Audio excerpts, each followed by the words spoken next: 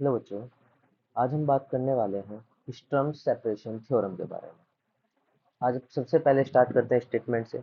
बात करते हैं, इसने कहा है कि if f and g are two एलाई solutions of differential equation p x y dash का whole dash plus g x q x y equal to 0, then prove that between any two consecutive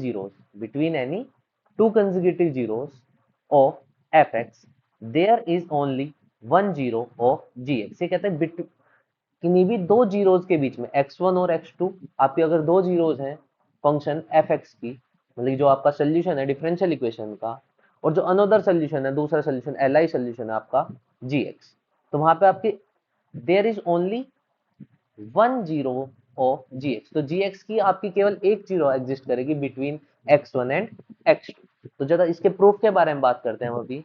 देखो हमारे पास क्या given है, हम लेके चलते हैं यहाँ से। Let f x have two zeros at point x equal to x one and x equal to x two. हम मान लेते हैं कि हमारे पास आपकी दो जीरोस हैं। One is f of x one equal to zero and second is f of x two equal to zero. तो एफ फंक्शन एफ एक्स के लिए हमारे पास दो जीरोस हैं। आगे मानते हैं let given that f x and g x are two L I solution. F x और जी एक्स आपके कितने हैं? दो एल आई सोल्यूशन है।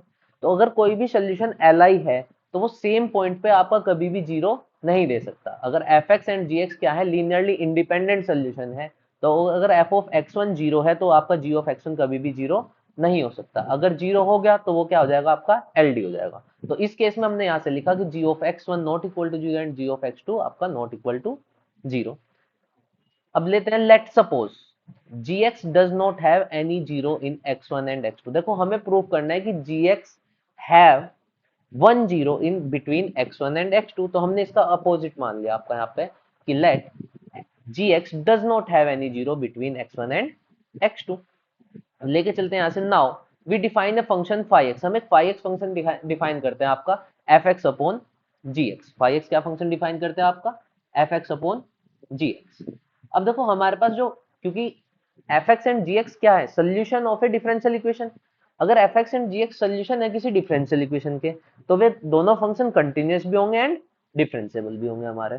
तो हम यहाँ से लिखते हैं, देखो f x and g x both are continuous and differentiable function. इसके बाद हम लिखते हैं, देखो f x and g x is continuous. बिल्कुल सही बात है, in close interval x1 and x2, क्योंकि हम जो हमारे जहां पे जीरोस मिल रही है fx की, हम उस इंटरवल में बात कर रहे हैं अपने।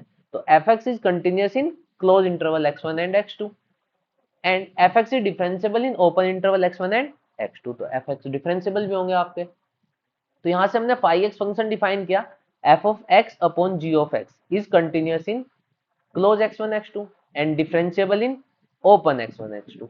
और अगर मेरा function phi of x1 equal to phi of x2 equal to क्या दे दे आपका जीरो, तो हम रोलेज थ्योरम यूज कर सकते हैं यहाँ पे। तो देखो रोलेज के स्टेटमेंट है आपके, अगर फाई एक्स फंक्शन कंटिन्यूस हो जाए, डिफरेंशिएबल हो जाए और x1 इक्वल टू x2 पे जीरो वैल्यू दे, तो फाई डैश सी किसके इक्वल आता है आपका जीरो के। तो यहाँ से देखो एफ ऑफ x1 भी जीरो है, एफ ऑफ x2 भी जीरो है, और जी ऑफ x मेरा कहीं पे भी जीरो नहीं है, ना तो आपका x1 पे और ना ही आपका x2 पे। तो हम यहाँ से बात करते हैं using Rolle's theorem. Rolle's theorem apply करते हैं अपनी। तो रोलेज थ्योरम के लिए क्या स्टेटमेंट है आपका कि there exist a point c belong in open x1 x2, meaning belong in open a भी, such that f dash c equal to क्या होता है जीरो, मीनिंग यहां से क्या आएगा such that phi dash c is equal to आपका zero आ जाएगा।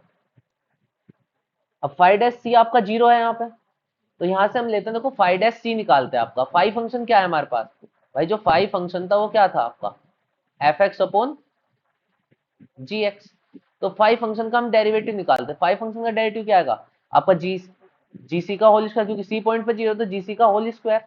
जी सी है आपका एज इट इज, और F dash C minus F C जी डैश सी, ये किसके इक्वल है जीरो के। ये जीरो के इक्वल है आपका, फाइव डैश सी क्या है आपका जीरो के इक्वल। तो यहां से हमने रख दिया। अब हमें पता है, देखो हमने रोंगस्किन पढ़ा है आपका एमएससी में, we know that Wronskian of two functions is, तो Wronskian of two function, अगर आपके पास दो फंक्शन है, एक g है एक f है, तो Wronskian क्या होता है determinant of g f and g dash f dash की आपको डिटर्मिनेंट निकालोगे, जी एफ डैश माइनस के एफ जी डैश आ गया, तो ये आपकी रॉन्ग स्केन आ गई। अब यहाँ पे हम इसे भी ऐसे भी लिख सकते हैं, अगर सी पॉइंट पे लिख लें तो जी C F dash C minus F C और आपका जी डैश सी। और अगर हम कंपेयर करें ये जो वैल्यू है ये कौन सी है, यही तो वैल्यू है हमारी, तो इसे हम क्या लिख सकते हैं आपका फाइव डैश सी को, यहाँ से फाइव डैश सी में इस वैल्यू को हमने रखा Wronskian of g f upon g c square. और हमें पता है कि देखो हमारा जी सी स्क्वायर नॉट, जी सी क्या है, नॉट इक्वल टू जीरो।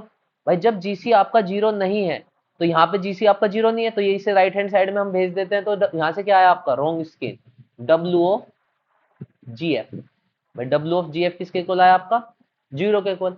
और हमने पढ़ा है कि अगर आपका रॉन्ग स्केन क्या हो जाता है, जीरो हो जाता है, तो जो दोनों फंक्शन है आपके एफ एंड जी वे क्या हो जाते हैं आपके लीनियरली डिपेंडेंट। तो यहाँ से आया आपका if Wronskian is zero, भाई रॉन्ग स्केन हमारा जीरो आया, then both function g and f are linearly dependent. यहाँ से क्या आ गई है, लीनियरली डिपेंडेंट आ गए।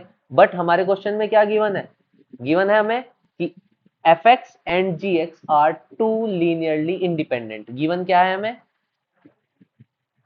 fx and gx are li।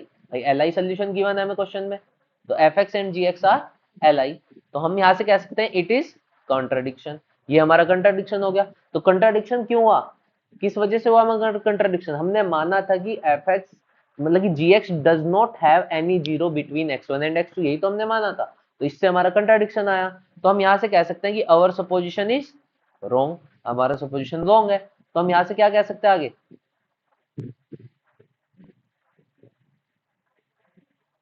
कि gx have a zero between x1 and x2। यहाँ से हमारे पास एक कंडीशन आती है कि gx के जो हमने माना था कि gx does not have any zero, तो यहाँ से आ गया gx have a zero between x1 and x2। हम मान रहे हैं gx के पास आपकी एक जीरो होगी x1 एंड x2 के बीच में।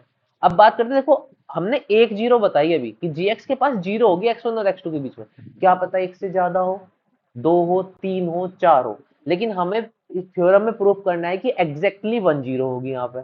तो उसे प्रूफ करने के लिए हम चेक करते हैं यूनिकनेस आपकी। तो हम यहां से लेट कर लेते हैं, let gx have two zeros. हम मान लेते हैं कि दो जीरो है, अभी तक हमने क्या प्रूफ किया कि एक जीरो एग्जिस्ट कर रही है, अब मान लेते हैं कि दो जीरो है हमारे पास। तो gx have two zeros between x1 and x2, x1 और x2 के बीच में आपकी दो जीरोस हैं। तो हमने मान लिया, देखो ये f की जीरो है, ये नीचे जो हमने लिखी है ये fx की जीरो है, और जो ऊपर लिखी है वो हमारी gx की जीरोस है। ये दोनों क्या है, gx की जीरोस और ये है fx की जीरो। तो अगर आपकी x1 और x2 आपकी किसकी जीरो है, fx की, और हमने दो जीरो मानी, एक x3 x4 किसकी, ये आपकी gx की। देखो let gx have two zeros between x1 and x2, हमने नाम दिया उन्हें x3 एंड x4, तो मीनिंग ये जीरो जो है x3 एंड x4 ये किसकी जीरोस है, आपकी gx की जीरोस है। तो नाउ यूजिंग अबाउट थ्योरम, जो स्टर्म सेपरेशन थ्योरम में हमने प्रूव किया है कि between any two zeros of a function there exist a another zeros of another function, meaning between any two zeros of gx there exist a one zero of fx। तो meaning x5 यहां से क्या आएगी, zeros of fx। तो हम यहां से कह सकते हैं if x3 and x4 are two zeros of gx then there exists one zero fx in x3 and x4। x3 and x4 के बीच में आपकी एक जीरो एग्जिस्ट करेगी, आपकी नाम देते हैं इसे late x5 is zero. x5 क्या हो गई आपकी, जीरो होगी। This implies f of x5 किसके इक्वल है आपका, जीरो के इक्वल। तो f ऑफ x5 यहाँ से जीरो आ गया, तो हम यहाँ से कह सकते हैं fx have three zeros. fx के पास कितनी जीरो एग्जिस्ट करेगी आपकी, तीन जीरो आ गई, x1 x5 और x2। But fx have two conjugative zeros x1 and x2। ये कहता है कि fx के पास दो कंजुगेटिव जीरोस है, एक x1 है और उससे बड़ी आपकी x2 है, और x1 और x2 के बीच में कोई भी जीरो एग्जिस्ट नहीं कर सकती क्योंकि ये कंजुगेटिव जीरोस कह रहा है। तो यहां से क्या आ गया, so there exist any zero between, there does not exist any zero between x1 and x2। तो x1 और x2 के बीच में आपकी कोई जीरो एग्जिस्ट नहीं करेगी। This implies our assumption is wrong. तो हमारा अजम्पशन क्या आ गया, यहाँ से रॉन्ग आ गया। हम नहीं कह सकते कि आपकी x5 कोई ऐसी जीरो एग्जिस्ट करेगी, तो हम यहाँ से कह सकते हैं there exist only one zero gx between x1 and x2। तो ये हमारा इसका प्रूफ हो गया।